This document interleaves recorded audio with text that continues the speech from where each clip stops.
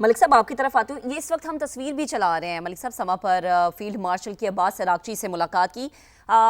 ملک صاحب اگر body language میں چاہوں گی اگر آپ اس پہ تھوڑا سا کامنٹ کریں. بہت گرم جوشی کے ساتھ بڑے بہترین انداز میں ایک مضبوط باڈی لینگویج ہمیں ہمارے فیلڈ مارشل کی نظر آ رہی ہے. تو یہ بھی یقیناً ایک پیغام ہے کہ پازیٹیوٹی کی طرف چیزیں ہیں. پاکستان کی حکومت بھی اور پاکستان کے فیلڈ مارشل بھی سول سائڈ سے بھی اور ملٹری سائڈ سے بھی اب عباس عراقچی صاحب سے بھی باقر کالیباف صاحب سے بھی ان کے ساتھ ان کا بہت قریبی رابطہ تھا. اور جن دنوں امریکہ وہاں بہت زیادہ بمباری کر رہا تھا اسرائیل کے ساتھ مل کر, ایک سٹیج کے اوپر پاکستان نے پھر واشنگٹن کو پیغام دیا تھا کہ اگر بات چیت کرنی ہے, میری انڈرسٹینڈنگ یہ ہے کہ واشنگٹن کو بہت شوق تھا کہ بات چیت جلدی شروع ہو جائے. ایرانیوں سے زیادہ واشنگٹن میں بےقراری تھی. تو پاکستان نے پھر ان کو پیغام دیا کہ اگر بات چیت کرنی ہے تو پھر آپ کو 2-3 شخصیات کو ہٹ لسٹ سے نکالنا پڑے گا.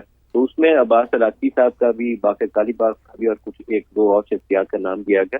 پاکستان ان سے ریگولرلی ان ٹچ تھا, پاکستان آنے سے, اسلام آباد آنے سے پہلے بھی, اور اس کے بعد بھی یہ مذاکرات کا سلسلہ ان کا کسی نہ کسی وساطت پہ چل رہا ہے. اور فیلڈ مارشل کی وہاں موجودگی اور جتنی گرم جوشی کے ساتھ انہوں نے ان کو بغل گیر ہوئے, اگر آپ ان کی ارائیول کی فوٹیج دیکھیں جب یہ اسلام آباد آئے تھے تو اس میں بھی باقی سب لوگ ایک طرف تھے اور عباس عراقچی صاحب فیلڈ مارشل کے بازو سے پکڑ کر اور کانوں میں باتیں کر رہے تھے. تو ان کی آپس میں جو قربت اور لیول آف انڈرسٹینڈنگ یقیناً پہلے سے کافی اچھی تھی.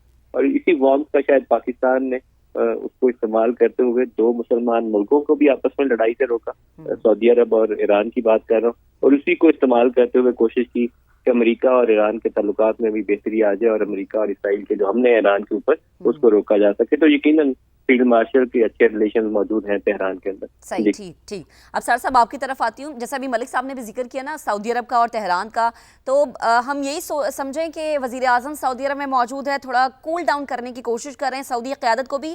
اور ڈونلڈ ٹرمپ کی ایک بات بڑی ہائی لائٹ ہو رہی ہے, ٹائمز آف اسرائیل نے بھی اس کو بڑا ہائی لائٹ کیا, باقی جو ہے خبر ایجنسیز انہوں نے بھی ہائی لائٹ کیا ہے کہ انہوں نے کہا کہ ممکن ہے کہ سیز فائر کی ضرورت ہی نہ پڑے.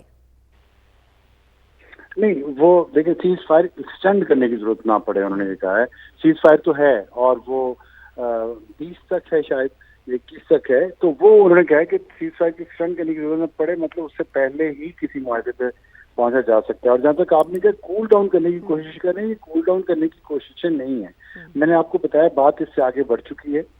جو مس ٹرسٹ ہمیشہ سے ہم نے اپنی زندگی میں دیکھا ایران اور سعودی عرب کے درمیان, وہ ختم ہو چکا ہے. وہ مس ٹرسٹ ویسا نہیں ہے جیسے کبھی تھا کسی دور میں. اب یہ مس ٹرسٹ سے آگے بات میوچل ٹرسٹ پہ پہنچ چکی ہے. اور پاکستان ایک ایسا, دیکھیں امریکن اڈے جو ہیں اس خطے میں, ان کی یوٹیلٹی سب کو نظر آ گئی ہے. وہ کتنی ہے کتنی نہیں ہے, فیوچر میں ان کا کیا بنے گا, یہ ساری گیم اس وقت جو ڈپلومیٹک اور یا ملٹری ڈپلومیسی جس کو ہم کہیں, وہ اس لیے ہو رہی ہے کہ جنگ تو ایک دن ختم ہونی ہے انشاءاللہ. جنگ کے بعد جو حالات ہے, جو نقشہ بننا ہے, اس میں کون کس طرف کھڑا ہوگا, یہ چیزیں طے ہو رہی ہیں. اس کے لیے یہ ساری ایفرٹ ہو رہی ہیں. اور ابھی تو پرائم منسٹر نے ترکیہ بھی جانا ہے اور قطر بھی جانا ہے, اور اس میں بھی میرا یہ خیال ہے, میرے پاس اس کی سالڈ انفارمیشن نہیں ہے, کہ فیلڈ مارشل ان ممالک میں بھی پہنچیں گے ساتھ ہی.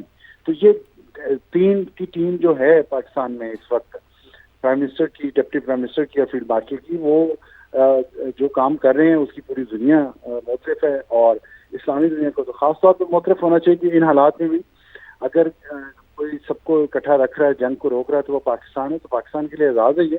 اور میرا خیال ہے کہ یہ چیزیں کول ڈاؤن نہیں, اس سے اگلے کی اسٹیج ہے کہ اب آئندہ کرنا کیا ہے, مل جل کے کیسے چلنا ہے. اور اس میں بہت ساری ایسی چیزیں ہیں, ملٹری بھی ہے, ڈیفنس ہے, اکانومی ہے, ٹریڈ ہے, یہ ساری چیزیں اس وقت آن دا ٹیبل ہے. صحیح, ٹھیک ہے. طلعت صاحب آپ کی طرف آتی ہوں. سفارتی لحاظ سے پاکستان نے بڑا اچھا رول پلے کیا ہے اور بڑی سٹرونگ ہماری پالیسیز ماضی کی نسبت ہمیں نظر آ رہی ہیں.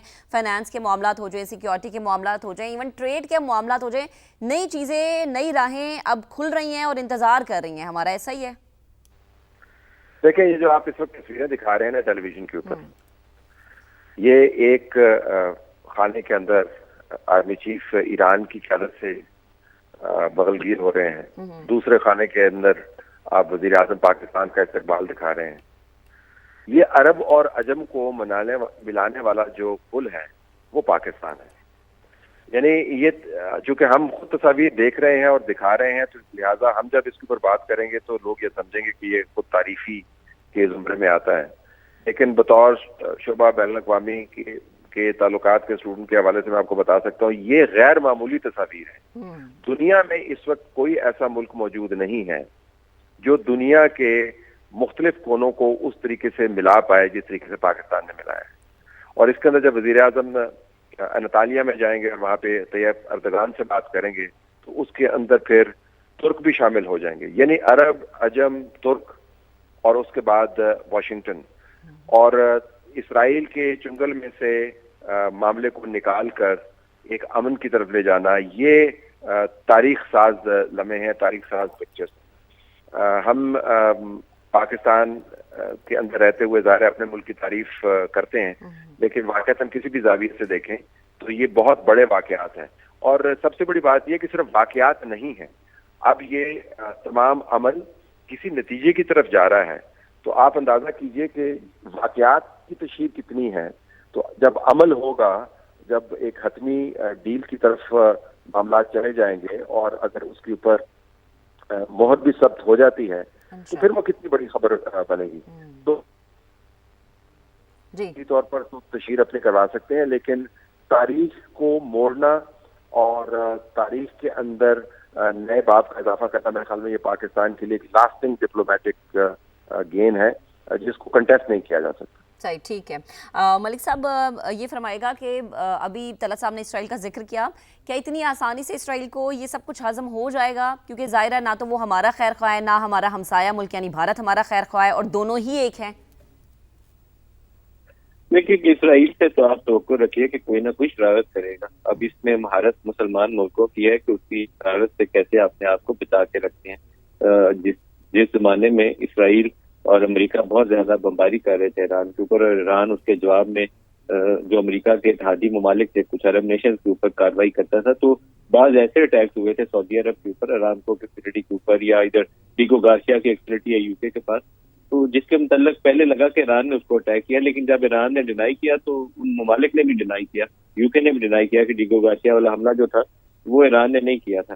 تو اس سے سیدھا شک ایران کی اسرائیل کی طرف جاتا ہے. اسرائیل کا نام تو نہیں کیا برطانیہ نے, لیکن کبھی امکان یہی تھا کہ وہ اس جنگ کا دائرہ کار بڑھانے کی خاطر اسرائیل نے ان فیسلٹیز کو ہٹ کیا تاکہ جوابی طور پر ادھر سے بھی اٹیک ایران کے اوپر شروع کیا جا سکے. تو ان چیزوں سے بچنا پڑے گا. ساتھ انہوں نے لبنان کے اوپر انتہا سے زیادہ جو خطرناک قسم کے حملے کرنے شروع کیے, جس میں کوئی 250-300 افراد کی شہادت ہوگی. یہ بھی عین اس موقع کے اوپر تھا جب پیس ٹاک شروع ہوئی. تو اسرائیل سے آپ کسی اچھائی کی توقع مت رکھیں. صرف مسلمان ملکوں کو اپنی دانش اور اپنی ذہانت کے ساتھ اس مشکل سے نکلنا پڑے گا. ایک طرف تو امریکہ اور ایران کے درمیان اس تنازع کا کوئی تجزیہ ہو جائے, دوسری طرف مسلمان ممالک دیر پا امن کی طرف چل پڑے. یہ جو ٹرسٹ ڈیفیسٹ ہے نا عرب دنیا کے درمیان میں اور ایران کے درمیان میں, اس کو ختم کرنا بہت ضروری ہے. یہ ایک سیکٹیرین ڈیوائڈ ہے, طویل عرصے سے موجود ہے. کسی حد تک اگر سعودی عرب اور ایران کے مابین پاکستان نے کوشش کی ہے کہ وہ آپس میں رابطہ سازی کریں اور ان کے درمیان میں مسٹرسٹ کم ہو, لیکن وہ مسٹرسٹ ابھی بحرین کے اندر موجود ہے, وہ مسٹرسٹ ابھی UAE کے اندر موجود ہے.